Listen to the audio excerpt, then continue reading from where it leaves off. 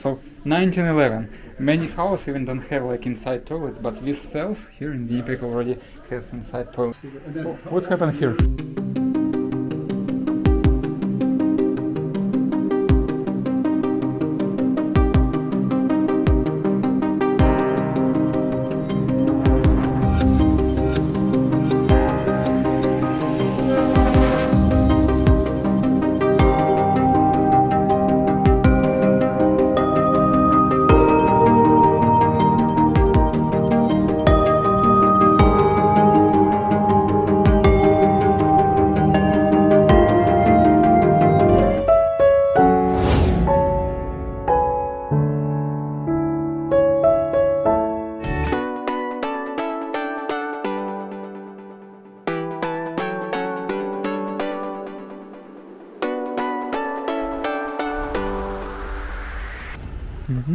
Someone's put carpets out there, like terrace, balcony.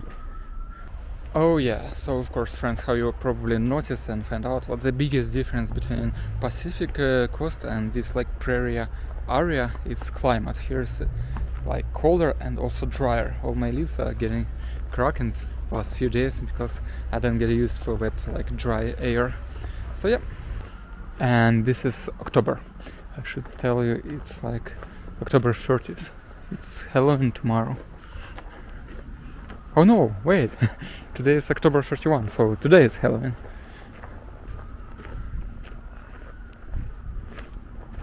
But here's already this Christmas mood.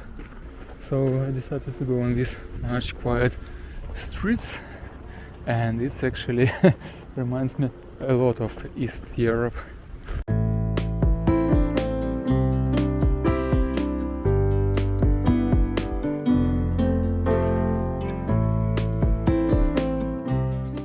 All these buildings, not that old, but still quite old. I think like 100 years old, maybe 150. Yeah, some of them already renovated. Nice, nice. Pretty much like I would say New York, even some part of London. Yeah, you can see it in Winnipeg. And that's not the downtown yet.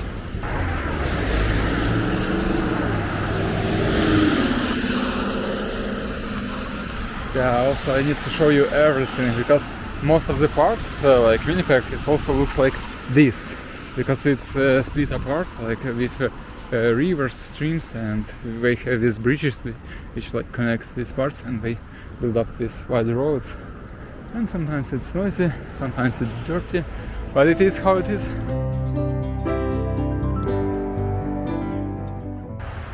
Wow, I don't know the name of this square, but what I know, Winnipeg, not just Winnipeg, but Manitoba in general, has big Ukrainian communities, the second largest after Saskatchewan. And here you can see some statue, monument of famous Ukrainian writer Shevchenko. And here it says something about recording Canada's first national entertainment operations of 14th and 20th, 1914th and 1920s. Oh, look at this tiny little creature.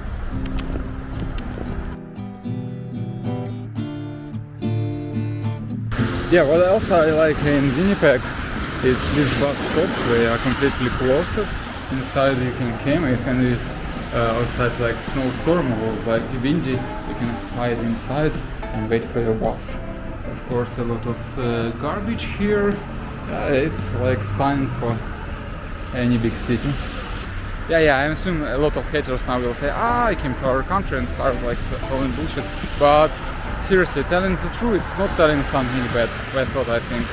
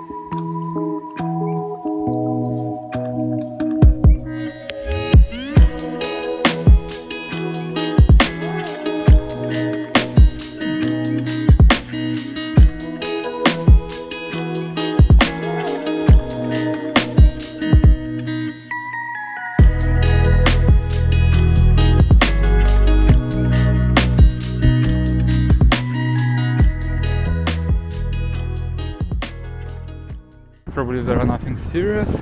Looks like, because they left quite quickly, part of them already left. Looks like maybe false alarm, I hope so.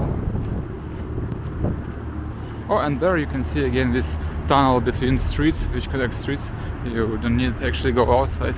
I need to learn how to use them. I mean, which building I should enter into across the street. Pretty interesting. So here we can see something like alarm signs. Will handle for firefighters, I guess. Here's for police. Doctor's days if you want to call police. This one like alarm. That one's cool.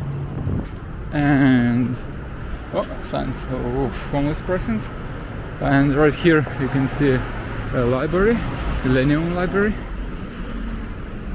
Some cameras, that's good. Behind that like ancient police alarm, you can see something like police museum. See here some jails, bars.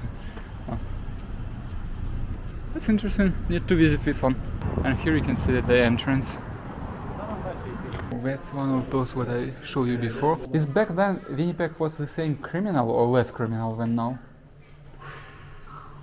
We go by the 100,000, you know, they do the crime rate of 100,000 people. So in the very early days, Winnipeg was the Wild West. Just a second ago, I talked with one of the men who is working here. He's at reception. He probably take care of all of this museum, and he told me what before we're using this one. It's Germany, like innovation, like bring here in 19th century, and we're using it up to 1970s, and he said it's staying on every corner. So every police department has this like beat and traffic officers as well. If you can hear it, they just run to this place if something happened. On every corner, guys. This started from 1966 in the old public safety building. I believe firefighters has something like this. The firefighters' office was right behind that. Yeah. we have something like this one. Yeah. In fact, when 911 calls came in, we were the first city in North America to have 999, like the English. And then years later, it became 911. Winnipeg was first who invited me. Wow. We're a very progressive department over the years, over the last 100 years. First computer. This is our first radio. Radio, even not computer, radio. 1930 Marconi. Trouble was, it only broadcasts to the cruiser cars, but they couldn't answer. It was a one-way system. So it was pretty strange. Yeah. This is an example of the newer version of the call boxes. Those lights were way up high on hydro poles. And if you needed to get a police officer, you wanted to talk to him or send him on a call, the light would flash. And then he'd have to go to his call box on his beat and phone in and find out what it's all. It's radio, yeah, like to shut down the radio. No, this is a pepper fogger for crowds. Oh. Now this riots in Canada? Never heard. Oh yeah, we're famous for it. Oh. Did you see that corner display, the 1919 strike? No. It's really a big deal in North America, Europe, and Winnipeg. There are actually strikes in Canada. Well, this was a massive strike. There were strikes all over North America, in Europe, Russia, all through. Yeah, it was big. Yeah, and there was more than one revolution. Yeah. What happened here is when the strike started, the police said that they would work through the strike and they wouldn't go on strike. The mayor and the police commission didn't believe them. So they had the chief of police call in every police officer and make them sign a new oath of allegiance and a paper saying he would never join a union. So most police officers didn't sign it, so they fired virtually the entire police department. So, but how city live without police? Now, what happened was the wealthy people who were against the strike, the business owners, they formed a committee to get citizens to look after this. They called in the Northwest Mounted Police, the precursors to the Mounted Police, the Royal Canadian Mounted Police. They were in, and so what they did, they formed a committee. They said, we'll have a committee of 100. And they said, doesn't sound very good. Make it a committee of 1,000. So what they did, they deputized citizens, mostly from the Fort Rouge area, and they gave them an armband. These are all original armbands, original badges, and original clubs. The clubs, they went into all the furniture stores, cut the legs off all the tables and chairs, and handed them out to all these guys. And you can see this guy, he's got his little badge here. He called one. He's got his little badge here, he's got his armband here, and there's his club. And we got a whole pile of these. So basically we create their own forces. Like. they create their own forces. They just got hired citizens to do it. But there was the Northwest Mounted Police too. In any event, it got very ugly. People were killed. There was shootings. At any rate, when the strike ended, they rehired the police. Most of them were rehired, and things kind of got back to some kind of. So yeah, now we're gonna make some sense. We've got That's lots good. of Métis and Indigenous officers now, men and women. Yeah. There's our first robot. Oh. The treadmill. Here's our remote control on wires. Wow. So It's got, like to find mines, yeah, and just. it's got lights. It's got a shotgun. It's got a speaker. Shotgun? And it's got this. Yeah, So in it's case you have to put it open down. a door. Oh, And it's got these hooks. If this is a To pick up suspected something, bomb, yeah. right? So this would be a suspected bomb. The robot would take it to hopefully someplace safe. Now I'll show you just over here what we would do with it. This would deflect the blast and keep them a little bit more safe. yeah, makes sense. Very progressive. I would say like it was like 50 years ago. Yeah, invited. Oh yeah. It was very progressive. Hope you wouldn't stop. You will continue to invite something more and more. Yeah.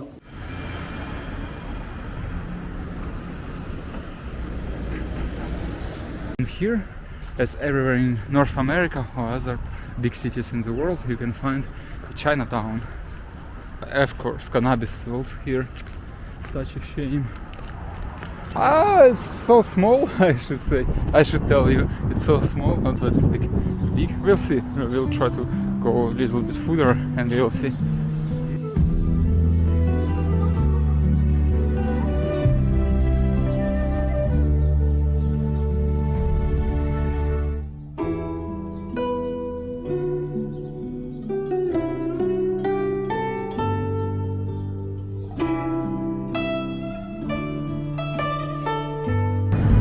Yeah, here is city preparing for Christmas. They put in on all these decorations.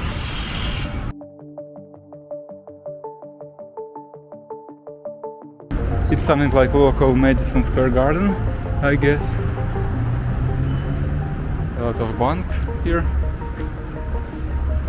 And also you can find a bright sign of the city, it's parking. You can find really some places where you can park on the street or even parking here affordable. And also on parking you can find something like this. You see, this is this outlet here in winter region. They put block heaters, and so you park and you also can heat your block, so don't let oil in it to freeze. That's great.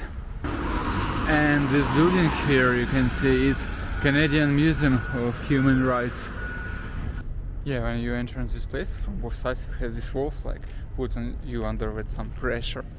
Yeah, so warm. That's a good sign. I'm asked the price for an adult. It's $18 per ticket, and I always was surprised why such a place like museums. I should say like in China and in England, like all these national museums, they are free of charge. It's not private property. They maintain and like act from city budget, so there are actually taxpayers' money, so you free to visit. But this one probably belongs to someone, not like to public. That's interesting. Human rights and belongs to someone. There are something interesting. I see some camp with tents there. I mean, looks like homeless camp. Interesting. Let's see. Yeah, so we came closer. There are some red dresses hanging around. That's interesting. It's really interesting. It says Camp Marcades. I don't know what that means. Marcades or Marsades. Let me see what's happening here. Someone's here. I got an idea what it can be. It's native people, indigenous people. It's probably a way, like, I would say, voice. I don't know how to say, like a sign to, like, no drugs, no alcohol. That's great. It's just amazing. And you know, this, I don't know how to say, exhibition, exponats, it's also put you under certain pressure. It's definitely make you feel something, I would say. Also, I want to say what that place on outside is also fighting for human rights. Yeah, and I can show you, there was like sacred fire, there was a sign, please no pictures and video of sacred fire. I saw it too late, but after all, this one is free of charge, and that big museum is charging something. So think about it. Here is some stage, even with lights. So I assume here in summer people gathering together. Oh look, there is a square. Yeah, here's also a lot of animals. Run away. So yeah, I assume here in summer more interesting. People actually going outside, do some interactive activity. And you know what, friends, I checked the weather forecast and it shows like -6, but it's windy -6 Celsius. It feels like -10, like really my hands it's so in pain, and obviously I need to buy like a winter jacket. Yeah, in this one quite cold. So hard even to film. And these bridges here, which like connect to buildings, so you don't need to go outside to go from that building to that one. Here was Fort Rock in 1738 on this place. Wow. No, Fort Garry in 1806. Yeah.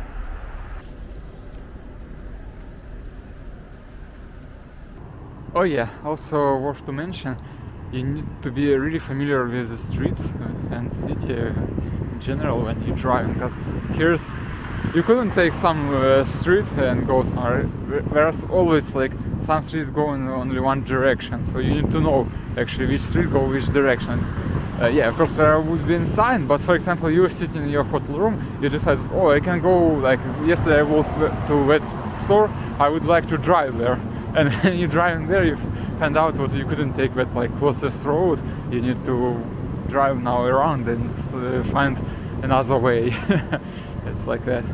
But it's really rough. Just imagine how cold in that tent right now.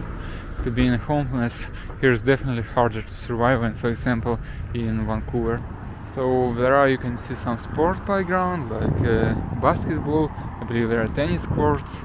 And here's children playgrounds. So again, it's time to make my own conclusion and give a grade score to this city, Winnipeg. What I want to say, it's too early to give a score because it's winter. It's not the best time, obviously, for Winnipeg. We'll see in summer, and then I can compare to Vancouver. But one thing I can say for sure, so far it's the same like in Vancouver. But I believe it's not like Canada thing. It's also in States. It's like you walk in this city, like main city in the province, in state, 4 hours in downtown, in center, and you couldn't find any public restroom. Like there are no signs like there are restrooms where you should find it.